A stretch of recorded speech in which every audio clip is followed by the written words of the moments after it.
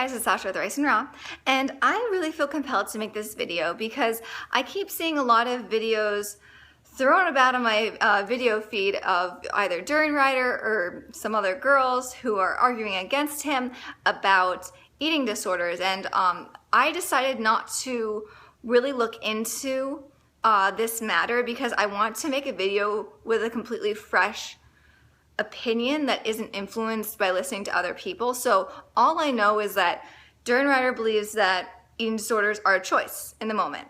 And a lot of other people believe that eating disorders are not a choice.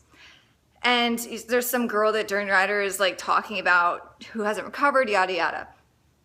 That's all I know. So with that in mind, I really feel like I need to make this video because I have had an eating disorder in the past and I have fully recovered. So I feel like I have an understanding of both worlds and I have a good grasp on what actually, not necessarily what causes eating disorders, I'm going to talk about that a little bit, but also just how to recover as well, which is the most important part.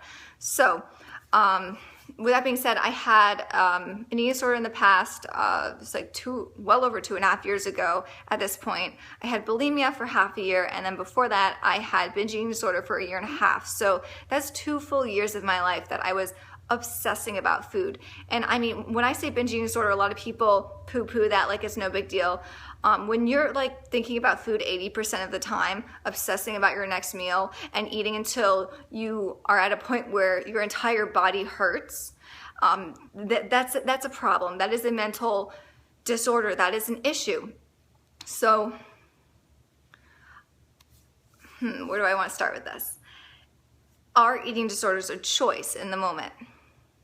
See, I think that question is too broad. I think the topic is too broadly put. I mean, you can't just throw that out there. You can't say eating disorders are a choice, and you can't necessarily say eating disorders are not a choice. And let me explain. So, what causes eating disorder? There's not just one thing. There are tons of different inputs that lead you to certain actions. There are tons of different inputs that program your mind into believing certain things.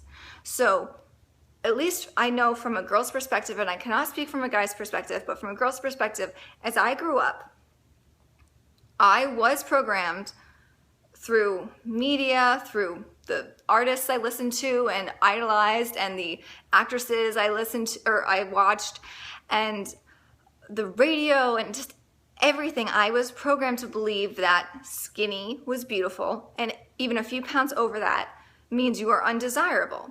And I was programmed to believe that all thin girls, models, had amazing lives, and everyone loves them, everyone is attracted to them, everyone wants to be with them. So with that in mind, that could be a really huge factor. And as you grow up, you become more and more involved in social media and in TV and all of these things going on. And as you're young, you're a sponge and you're taking in things and you're learning, and what you're learning might not necessarily be true. So that's one part that could lead people to an eating disorder. Another part is that you may be genetically predisposed to developing an eating disorder. I know that 60-70% of my family has had eating disorders, and I'm not just talking about my immediate family, I'm talking about my entire family, cousins, aunts, you name it. So I feel like maybe there is something there. My sister had an eating disorder, I had an eating disorder, my mom had an eating disorder. I'm not going to extend from there, but there are plenty more people in my family who have. And I'm wondering if that is, maybe you're being predisposed to that, or if it is a certain relationship with food that maybe your parents had that influenced your relationship with food or with yourself. So those are 2 factors right there. So now we have 3 major inputs that could influence an eating disorder. And then the most important influence is what you choose to do with your time.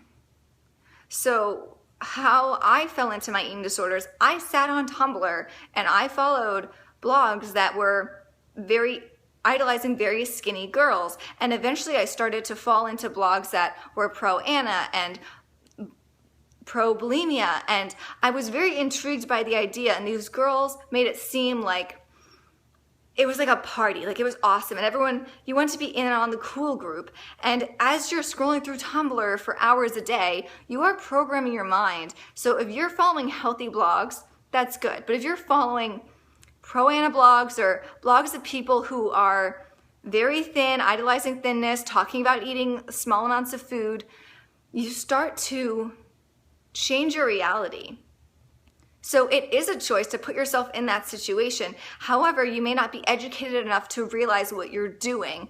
You may not have enough life experience to realize what you're doing to stop. So there is that element there. So it is a decision, but at the same time, it's a decision that you don't even realize you're making. So I don't want to say it's a choice. Then again, I don't want to say it's not a choice.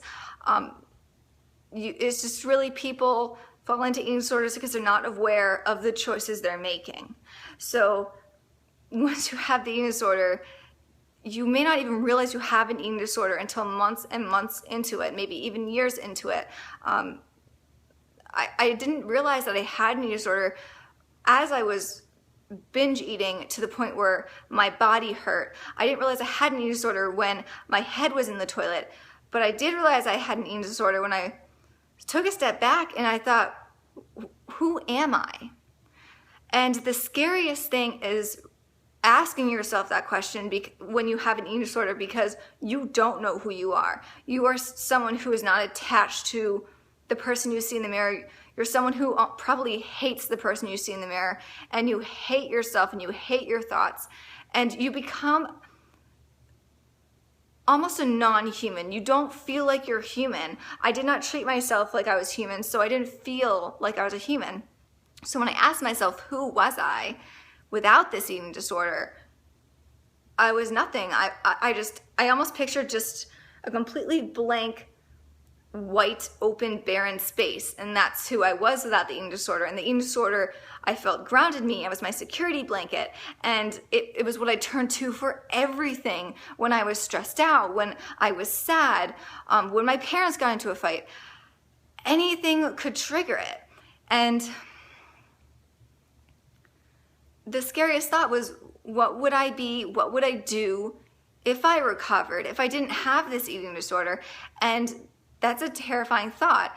So then that leads into recovery. Is recovery a choice? And I really do believe recovery is a choice. But then again, if your reality is so distorted and you don't understand what's going on, then it's very hard to choose recovery, especially when the thought of just you without this eating disorder terrifies you, because you don't understand what that concept could be like.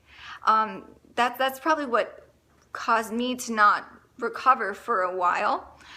And when I did choose recovery, of course, I had my moments of doubt where did I really want to? And what helped me a lot is just telling someone, just telling my sister. And then I knew I had to eventually tell my parents, and I told my mom. I had to, because that's me promising to myself that I'm going to recover. Now they know. Now I can't hide. Now I can't pretend like it's not happening because I've already talked about it. But people with eating disorders evolve an amazing skill set to lie. And my sister, who suffered from anorexia, she almost had me convinced, and I'm sitting there and I have an eating disorder and I know what's going on. I'm watching her eat a few bites of salad and saying how full she is, and then drinking tea, and that's all she was eating. Like, I knew, and this was happening consistently for like 4 months. And I knew, and I kept trying to probe and talk to her about it. She kept getting so mad. You start to believe them. Also, you want to believe them. And you can convince yourself of anything. People with eating disorders can convince themselves that they don't have a problem, that they have it under control.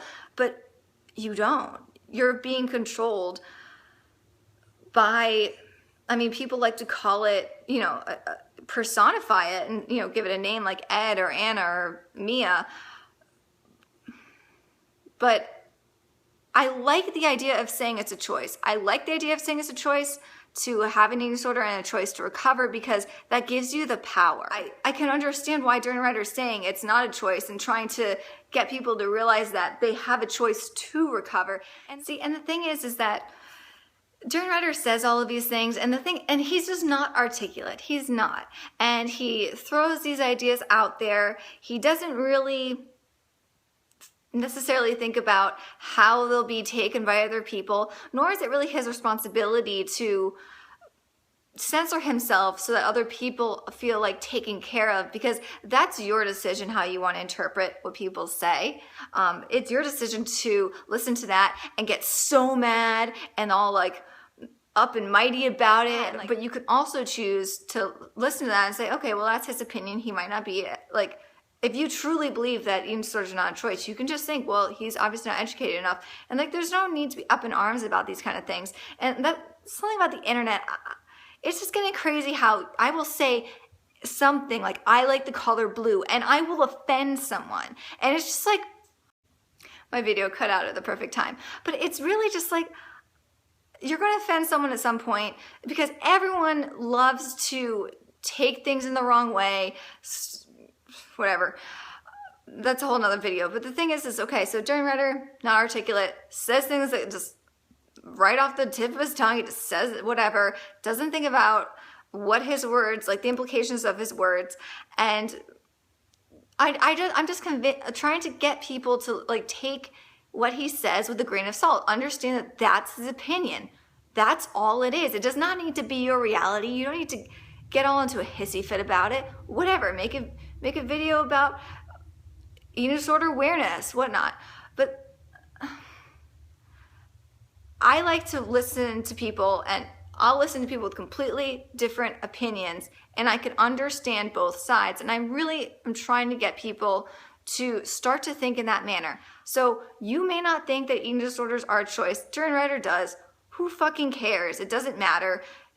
What matters is people are choosing to recover. And that is the most important thing. Recovery is a choice. And I like to say that it's a choice because that takes away the victim mentality. You no longer can be a victim when you say that this is my choice and I'm going to fix this. It's very empowering to say that. So I can understand why Durianrider might be saying that eating disorders are not a choice, because now it takes away the victim mentality from you, and you can no longer use that as a crutch. Oh, I was cursed with this terrible eating disorder. You know, whatever the truth may be. You know, maybe it is a mental disorder that, you know, is so gripping that you can't recover from it. Fine, then that's your reality. But I chose not to make that my reality, and I chose to truly believe that I can fix this, that I brought myself into this. I can bring myself out. And that's what helped me recover. I did not want to be a victim anymore. I didn't want to use that as a crutch. I didn't want to use my eating disorder as a security blanket anymore. I wanted to recover, so I made the choice. I said, I'm no longer a victim. I got myself into this mess. All my thoughts and actions have led up to this point, and this is my fault. And I know this is going to really piss off some people somehow. You know, like, I'm trying to empower people to choose recovery and to no longer be a victim and fully go through the recovery process, because a lot of people don't. A lot of people get halfway through recovery. They're fine with that. They're like, maybe they gained a few pounds, but they're definitely not going to gain any more weight. And they can pretend they're recovered and everything's fine. We all know they're not. Or, you know, even if we don't, and they've been lying to us the whole time. That happens. And I don't want that to happen. I want people to, when they're recovering, they take it all the way and they no longer are the victims and they choose to fully recover. And yeah, you could choose to not fully recover, but like, is that really truly what you want? Because I know what everyone wants is to be happy, and you cannot be truly happy if you have an eating disorder, and that is the truth. No matter how skinny you get in your eating disorder, you're not going to be happy. I can promise you that. So So I hope I could shed some light on eating disorders, and I know I'm going to offend people with this video, but all I care about is that I've helped one person with this video think, oh wow, this is a choice. I'm no longer going to be a victim, and I'm going to recover completely, because complete recovery is possible. And fuck those people who don't think that you can 100% recover from an eating disorder, because you can. It's totally possible. Just you need to remove that victim mentality and own your recovery. This is your moment. This is your moment to truly prove to yourself that you are a strong motherfucker. So, okay, enough of this. I hope you guys are having a happy and healthy day, and I'll talk to you later. Bye.